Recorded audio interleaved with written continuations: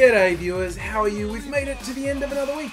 Congratulations, I hope you're doing well. Look, this is a slightly late, totally fucked up Friday video, but plus note, it's the weekend. Depending where you are, you're either into your weekend or the weekend's just about here. So that's good news because, you know, honestly, the world continues to be totally fucked up and I have an entire smorgasbord to choose from. But I thought I'd talk about a couple of pretty special fucked up things that are somewhat related that happened in Australia this week.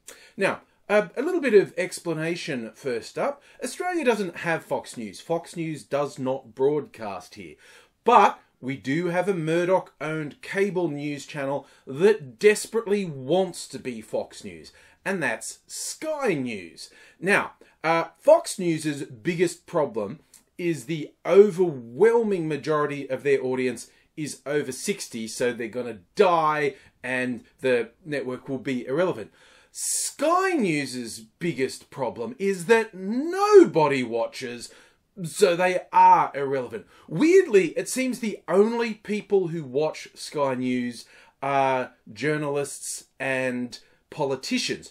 And this, by the way, is not an exaggeration. This is literally mathematically true. The only way over 99% of Australia's population knows what goes on Sky News is it's reported in other media or talked about by politicians. That is literally how low their viewership is. But this week, Fox News, sorry, see, I say Fox News because they're trying to be Fox News. Sky News continues to try and whip up racist hysteria, appeal to the extreme right. You know, in the past, this adventure has included inviting on actual Hitler-worshipping neo-Nazis and then wondering why people were upset. This week, one of their hosts actually got sacked. Ross Cameron was sacked for using racial epithets that even Sky News thought was going too far. And you might wonder, well, what did he say? How far did he go? Well, he was talking about China, and for some reason he was obsessed with talking about large groups of Chinese people looking the same, and he chose to talk about their yellow skin and slanty eyes. You see, this is the problem when your whole job description is talk in code about racism as much as possible. It becomes such second nature to you, you start to forget where the boundaries are. You see, the Sky News credo is racist dog whistle day in, day out. Cameron, little slip up, went for the racist megaphone, and that was apparently too far. And if you want to know how bad their situation is, his actual defense for what he did was, I've done way worse than that and not got sacked.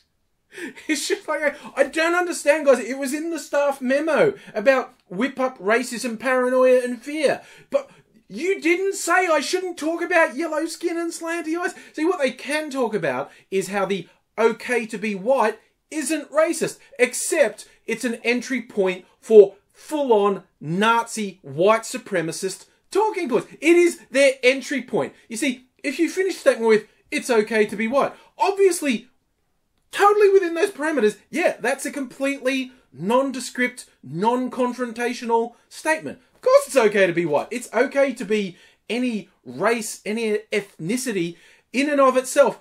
That is not a problem. The problem is when that is the catch cry of actual neo-Nazis and white supremacists, because their gateway then goes, it's not only okay to be white, we're the best. And half the time, they don't even bother with the code words. Using code words is the entry point. Then they just come out and say, only white people ever do anything good and everyone else is lesser and they shouldn't be allowed into our country, which, you know, apart from Europe, it often means a country stolen by white people. But yeah, the non-white people shouldn't be able to do anything we don't like.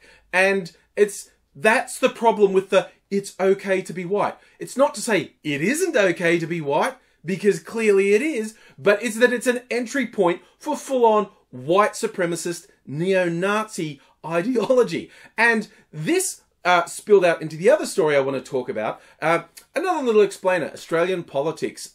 We have the supposed left-wing progressive party, the Labor Party. It's called the same thing in the UK. For instance, it's the rough analogue for the Democrats in the US. And then we have a conservative coalition. Not a conservative party, we have a coalition. In the UK, they have the Tories, that's one party. Here, the Conservatives have never been able to settle on being one party. We have the big L Liberal Party. Don't get me started about why that doesn't seem to make sense in today's political climate. And we have a party that's been based in the country areas since its inception. In fact, it used to be called the Country Party, but then they wanted to sound, I don't know, a bit less provincial, and they changed their name to the Nationals. They used to be the National Country Party, now they're just the Nationals. And they are the more conservative part of the Conservative coalition. I occasionally like digging the boot into supporters of the Liberal Party. People often shorthand talk about the Conservatives are our government at the moment, and people often inaccurately refer to the Liberal government. It isn't a Liberal government, it's a coalition government. Tidbit, the Liberals have never won government in their own right. Not once since their existence. They've never won government in their own right. Labour, on the semi-regular, has won government in their own right, but the Liberals have always had to have a coalition with their more conservative country brethren. Now, that's the background. That's who the Nationals are. And like basically every political party around the world, they have the youth recruitment arm and the Young Nationals. You know, fun, groundbreaking name. Now, for the last week or two, the story's been breaking that the Young Nationals had been infiltrated by neo-Nazis. And that was quite a kerfuffle. And a lot of media outlets incorrectly just talked about them being alt-right, whatever that bullshit means, because it almost always means white supremacist Nazi sympathizers. But this group, this was some established groups that are basically openly fascist and in many cases openly worshipping of Hitler and Nazi ideology. They go by stupid names like the Lads Society, Squadron 88, that has the Heil Hitler code right there in their name, and the New Guard, which is a long-standing name for fascist groups in Australia. Fun fact, they were just about this close to launching a coup in the early 20th century. Not often talked about. But anyway, so these are outright fascist and in many cases openly praising Hitler and Nazi ideology. And they signed up for the Young Nationals. They were playing the long game. They went, okay, so the closest to the ideology we want is the conservative part of the most conservative part of the Conservative coalition. So we're going to push our anti-immigration, anti-anyone who's not a white Christian views, but we're going to play the long game. We're going to join the Young Nationals, spend years working our way through the ranks, then get put into Parliament and actually be able to put our Nazi views in Parliament. Possibly my favourite part of this was on Friday morning, Barnacle Juice. Now, I don't even know why we'd still talk about him, because he got kicked out of being the leader of the Nationals for a couple of scandals.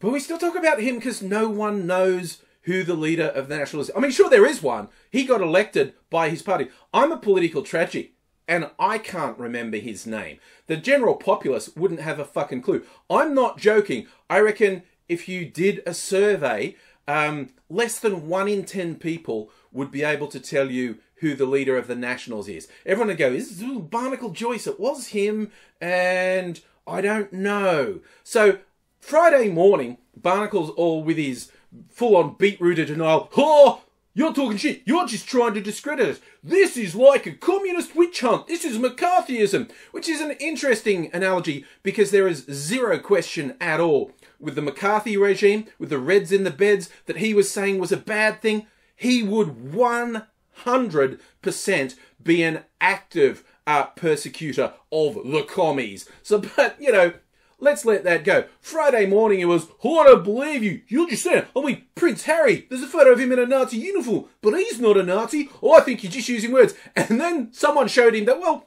let's call it literature put out by these fucking fascists. And by Friday night, Barnacle's going, "Okay, I take it all back." His actual quote was, "These guys are crazy." He's going, They have no part in our party. And honestly, when this sort of broke and people saying, oh, Nazis infiltrating the Young Nationals, I was going, really? How can you fucking tell what in their platform is different to the Nationals? Like, oh, they want to stop all but white immigration. And that's not the Nationals. Oh, they love the white Australia policy. Again, not the Nationals? Is that what you're trying to tell me? Because I'm honestly not buying it. And it took some actual investigation of what these idiots were doing to expose them. Not because their ideology wasn't immediately apparently different to the Nationals. The fun thing is, these fuckwits can't stop boasting on their online forums. They're posting little pictures in social media, which they think is their closed group, with them doing their white supremacist symbols and whatnot. It's because they're too fucking stupid to understand all of their groups are being infiltrated. There are people in them who are there just to know what these fuckwits are doing. And these fuckwits aren't bright enough to work out who it is who's actually infiltrated them. So some people who were on the inside saw them boasting about this plan to infiltrate the Young Nationals, which a whole bunch of them had successfully done. They're now getting kicked out. But it's just like, again, it is not that their ideology is so removed from the National Party that the Nationals went, oh, that's not us, get rid of it. It's that someone pointed out, no, these guys have seen you as the closest to their ideology, and that they could work their way in and people wouldn't even realise what they were fucking doing until they were in Parliament openly espousing white supremacist bullshit. As a slight side, I made that joke on Twitter earlier in the week about, neo-Nazis in the National Party, how could you tell? And I got these really indignant responses. How dare you? That's disgusting. That's offensive. No, it fucking isn't. You cunts are the ones that Nazis like, okay? Is that also, like one of the American Democrats said about his Republican competitor, who's very much a favourite of racists. Okay? Well, I'm not saying you're racist. I'm just saying racists think you're racist. Yeah, I'm not saying the Nationals are indistinguishable from Nazis. It's just that the Nazis thought they could seamlessly blend into the Nationals. And also, take a fucking joke, you sad fuck. The idea of being indignant because I said you can't tell the difference between the Nazi infiltrators in the Nationals and the Nationals who were already in the party. You fucking pieces of shit go around saying, oh, blackface, it's just a joke, it's just in fun. Why can't you take a joke? Because you are fucking hypocritical pieces of shit, you're pathetic, and no one can tell the difference between you and fucking Nazis.